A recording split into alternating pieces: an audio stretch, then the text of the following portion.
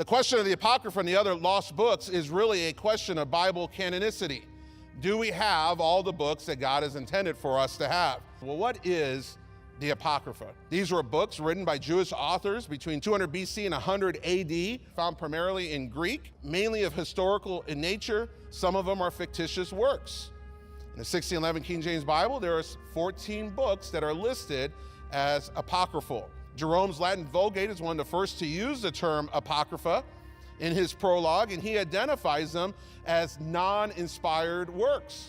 Martin Luther is the first to separate them between the Old and the New Testament, saying this of the Apocrypha, that these books, which are not considered equal to be the Holy Scriptures, but are useful and good to read. Around 1825, the British and Foreign Bible Society eliminates the Apocrypha from modern English Bible printings. Now, this decision was made primarily for practical reasons. This is, if you can think back in history here, the great missionary age, and so they were printing Bibles. And why are we wasting paper on these non-canonical works? Why are we wasting paper on these works that are not the Word of God? So the apocryphal books, as we see them listed, were never appeared in the Hebrew Scriptures. Actually, some historians record that after the destruction of the temple in 70 AD, that many of the scribes went about collecting apocryphal works and destroying them, seeing it as their opportunity to make sure that in the disbursements that these apocryphal works would not be distributed. The apocryphal books are not books of orthodoxy. They contain with them great heresies, things that are not consistent with the things of the faith. 2 Maccabees chapter 12, verses 43 and 45, 2,000 pieces of silver were sent to Jerusalem for a sin offering, whereupon he made reconciliation for the dead, that they might be delivered from sin. And so you can read the apocryphal books and you go, well, the Jews didn't accept it. Secondly, Jesus never quotes it, but then you start reading this stuff and you go, wait a second, that does not jive with the rest of the Word of God. It's contradictory. Tobit chapter 6, verse 5 through 8. If the devil or an evil spirit trouble anyone, they can be driven away by making a smoke out of the heart, liver, and gall of a fish.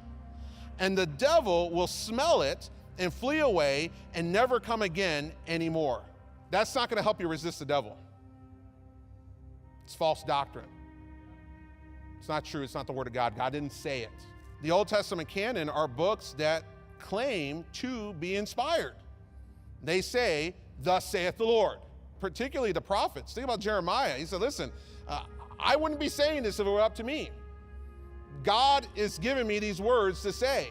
And so they spoke with the authority of thus saith the Lord. The apocryphal books never claim to be inspired.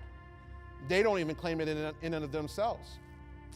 2 Maccabees chapter 15, verse 37, verse 38 says this, and if I have done well, and as is fitting the story, it is that which I desired, but if slenderly and meanly, it is that which I could attain unto. So many words, what he is saying is this, I tried my best. I can't vouch that all this was 100% correct. I'm just letting you know I tried my best. In other words, the author of the book of Maccabees readily confesses, this is not the Word of God. This was my effort, and don't hold it against me. I don't think I got it right every single time. And so here's this man that we've erected here to slice apart of, are the apocryphal books the Word of God? No, they're not. No, they're not. The Jews didn't accept them. Jesus in the New Testament never validates them. They're not orthodox. They do not claim to be. So why were they included in the first printings of the King James Bible? Why are they there?